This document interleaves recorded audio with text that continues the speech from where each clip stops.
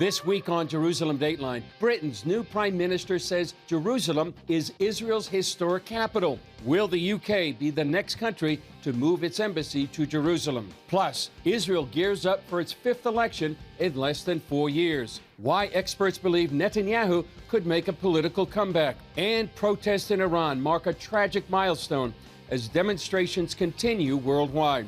All this and more this week on Jerusalem Dateline.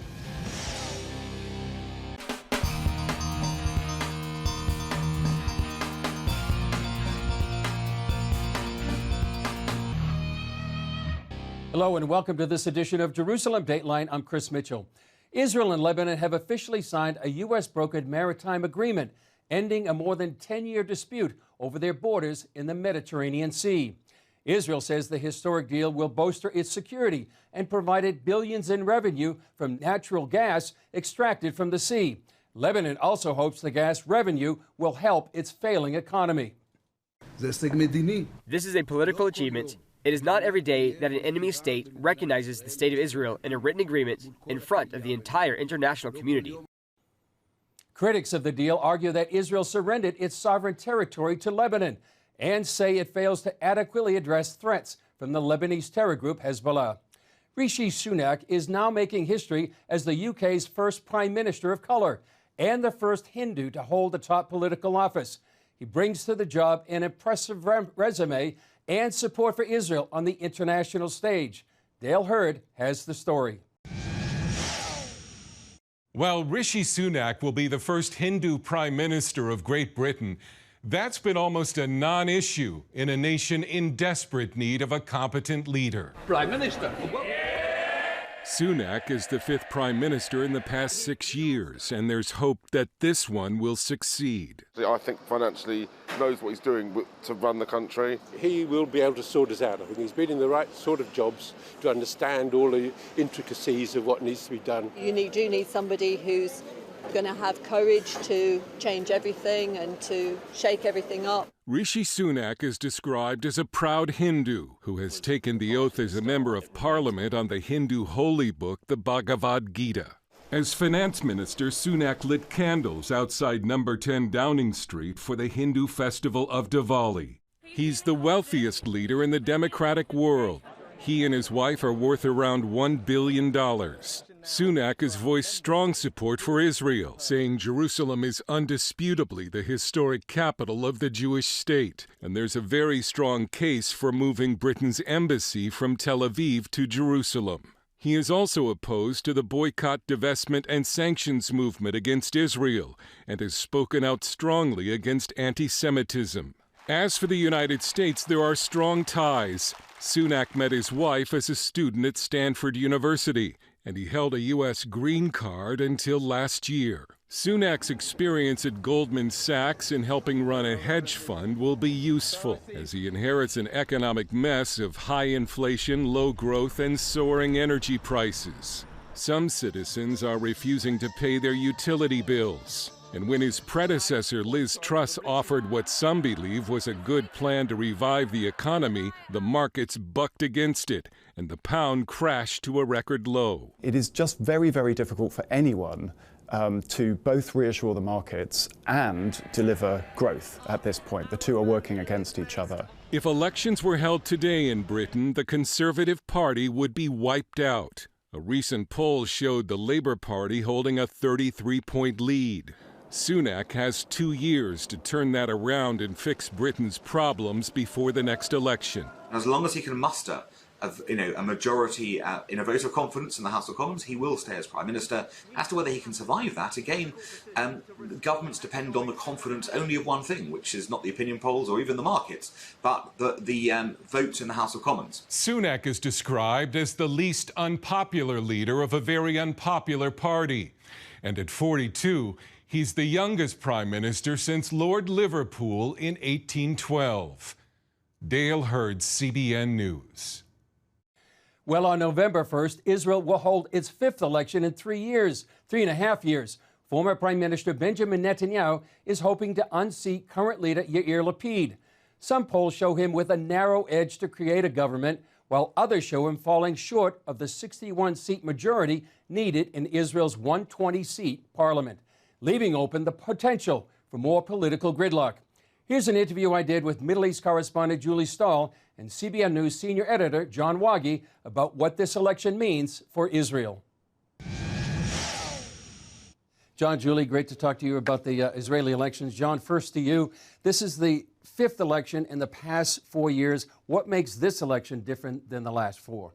Well, Chris, primarily it's that Benjamin Netanyahu may not be the overriding or the only issue this time.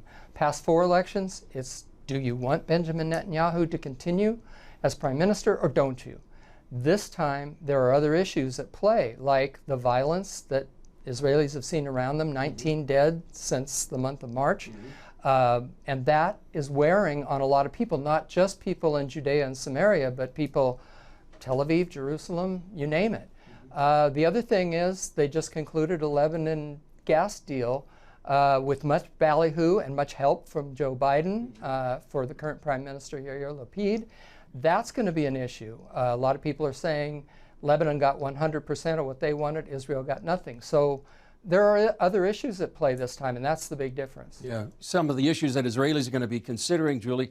What do you think the mood is among Israelis? Do they feel like this is going to be more political gridlock and maybe a 6th election in the next several months? What do you think they're feeling? Yeah, I think Israelis are pretty tired of going to the polling booths. They're also a bit disgusted at the amount of money that's been wasted. Billions of shekels. One analyst said they could have built a few new hospitals for what they've spent on all these elections. I think some Israelis, at least, are confused, don't know who to vote for. I know one of my friends said particularly she was going to vote for Yair Lapid just to give him a chance. I think people are kind of like, they would like to see a new leader come up. You know, there's still, maybe a lot of people are still in favor of Netanyahu. A lot of people are, you know, fed up with Netanyahu, but they're not talking about it, like John said, you know, like they were in the past. But yeah. John, in 1996, you famously called the election for Netanyahu. People went to bed thinking it was going to be Shimon Peres, and they woke up and it was Benjamin Netanyahu. Do you think he can make a comeback, this political comeback? He's now the opposition leader. Can he come back to be prime minister? I absolutely think he can. Every poll that I've seen gives him with 60, 61, 62 seats. 61 is the magic number. So he certainly can. He's only 1 seat away even from the last 4 polls, which show him falling just short. So yes, he can. The question is going to come down to turnout and how many Arabs turn out, how many Netanyahu supporters within Likud turn out, how many angry residents of Judea and Samaria who feel somewhat dissed by the current government, how many of them turn up, and how big his coalition is with the religious parties. Julie, speaking of the religious parties, you met with many of them just recently. You interviewed some of them. Why are they so key to a Netanyahu coalition? They are basically his partners. And yeah, you know, you have the religious Zionists, which is a big bloc. That one has really gained a lot. Probably most of those people are just really looking for something that they can say is Jewish. You know, they serve in the army, they're devoted citizens. A lot of them live in Judea and Samaria, you know, and they want to see a change. They want to see a Jewish future for their kids. Then you have the United Torah Judaism, which is the Haredi party that's basically like European American descent, and they don't serve in the army. But they're also very pro-Netanyahu. They also want this Jewish future. You have the Shas party, which is more like the Asian, North African Jews, Sephardic Jews. Also, they're religious, but they also have a big support for the poor and those in the periphery, in the outer sections. So they all would likely be Netanyahu's partners in a coalition. They all seem to be doing pretty well, and you know, we'll see. So there'll be several million people voting next Tuesday, but there are hundreds of millions perhaps around the world that are going to be watching and praying. So how can Christians around the world be praying for this election? John, first to you. I think you look at the world as a whole, and people from other nations are certainly looking at their own nation as well as Israel, and I think it's just prayer for the Lord's will to be done concerning the shaking that's going on in the nations. I personally believe that shaking's coming from him. I think it's coming to Israel as well as many of the other nations, and just that he will have his way in what he wants to do in the nations, including in the elections here in Israel, which are so important to everyone. Julie, what do you think? How can people be praying? I think really for mercy.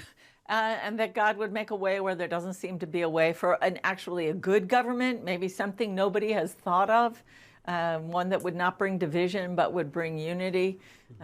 Maybe that's just my hope, but that's what I would say. Yeah, well, people will be watching and praying around the world, and we'll be reporting. So thanks for your analysis and insight, and we'll be reporting from election headquarters next Tuesday.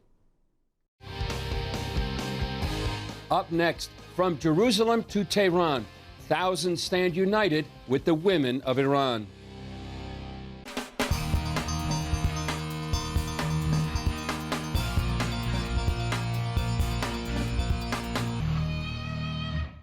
"40 days after her death, thousands of Iranians gathered at the grave of Mahsa Amini, the woman killed by Iranian police for not wearing her head covering properly.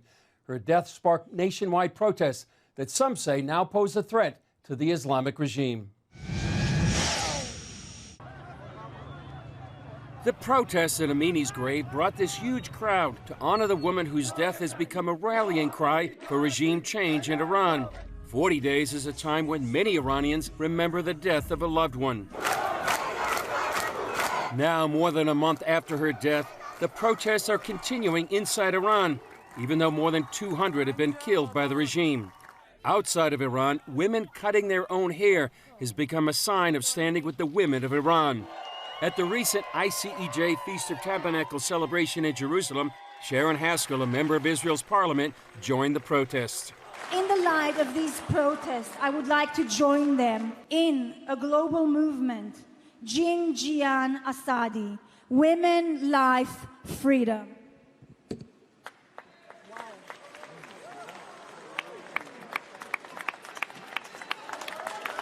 CBN News spoke with Haskell after her address. Just watching the Iranian women and children in the last few days and how brave they are, risking their own lives to march down the streets, to ask for their freedom, to try and fight for their own future is really heart-wrenching. But this is a chance in history for the rest of the world to stand by the Iranian people, to help them. Haskell said the gathering with 70 nations represented was a unique opportunity. What we have here outside are 2,000 Christian believers that thing can touch their heart. They are the one who can make that difference. They are the one who have the power to influence their government to make that change for those little girls. And that's the most important thing at the moment.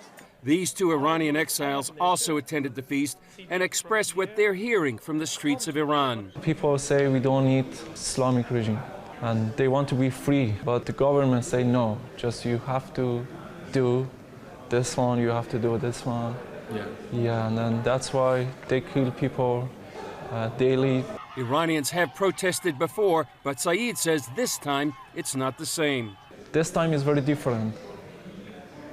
Yeah, because they don't have anything to lose. And as before, the people on the street are looking to the world. There's no help from outside, from strong countries like United States, like so many countries. And right now, people in Iran, they're fighting by themselves, with nothing, with no gun, but they have just heart and just their voice. To believers worldwide, they cried out for these three prayers. Pray for comfort for Iranians hurting and grieving over what's happening, and pray for hurting to find their healing and lasting hope in Christ, and pray for Iranian Christians inside of Iran, that especially in these days we are hearing so many Christians that they are going outside and helping and spreading gospel among non-believers.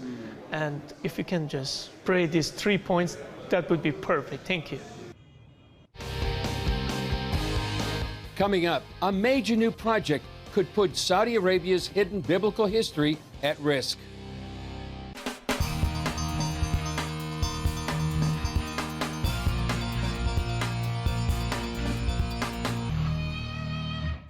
Saudi Arabia is planning one of the most ambitious projects in history. It's a 160-mile-long, ultra-modern settlement in the middle of its remote northern desert. But this Saudi mega city may threaten some ancient biblical sites. Chuck Holton brings us the story. For now, the northwest corner of Saudi Arabia is home to more camels than people. That would certainly change if Crown Prince Salman's ambitious plans come to fruition. The heir to the Saudi throne recently announced this region as the site of his new $500 billion megacity called Neom. The goal is for up to 9 million people to live here in what's touted as the world's most modern, forward-thinking, and climate-friendly city. Few people, however, know about the deep biblical history of this area. Those who do wonder if the megaproject would help or harm the region's historic value. Andrew Jones has studied biblical archaeology for more than a decade. CBN followed him on a week-long adventure to some fascinating biblical sites. Jones believes Mount Sinai is actually located here, very close to the proposed site of the new Saudi megacity. So the biggest issue is that Moses, when he was taking care of Jethro's flocks, now that was his father-in-law, and when he had fled Egypt, he lived in the land of Midian. And the land of Midian is in north of Saudi Arabia. There is no archaeological evidence for Midian in the Sinai Peninsula. And it was on one of those days when he was out with the flocks that it says he went to the mountain of God in the book of Exodus. And it says he saw a burning bush on Mount Sinai. So then you'll realize that Mount Sinai is close to the home where Jethro lived in the land of Midian. His theory is that after crossing the Red Sea, the Israelites would have wandered in this very desert. As the team retraced their steps, it was easy to see why water was foremost in their minds. After the Israelites crossed the Red Sea in the end of Exodus chapter 15, it says that they came to the oasis called Elim, where there were 12 springs and 70 palm trees. Well, those 12 springs are still here. Here's one of them behind me that's been cemented in over the years, but it's still used by the Bedouins in this area to this day. But will the new Saudi mega project threaten this history?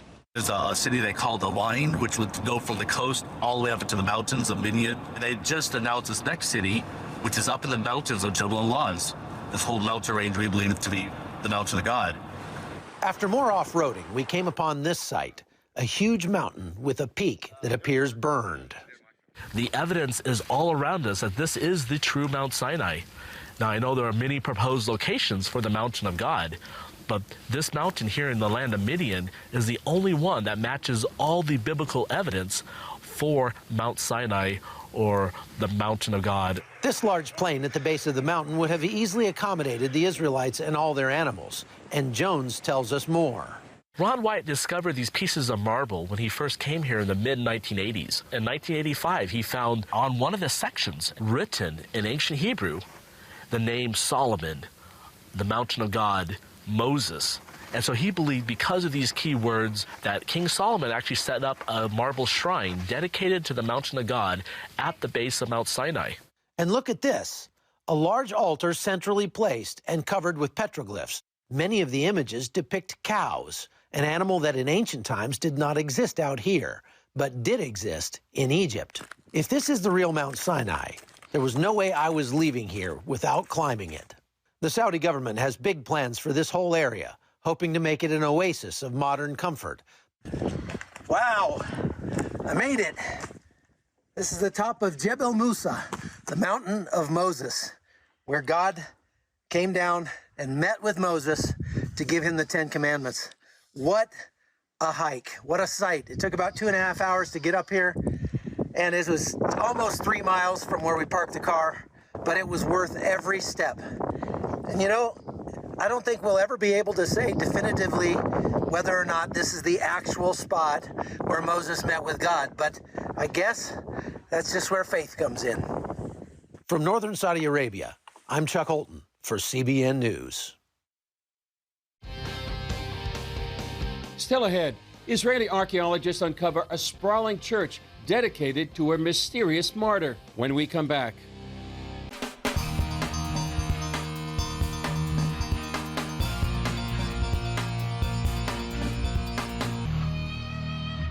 Israeli archaeologists have located an impressive church dating from early Christianity not far from here in Jerusalem.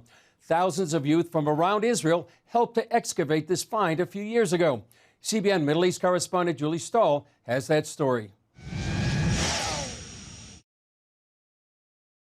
The 1,500-year-old church is about 28 miles from Jerusalem.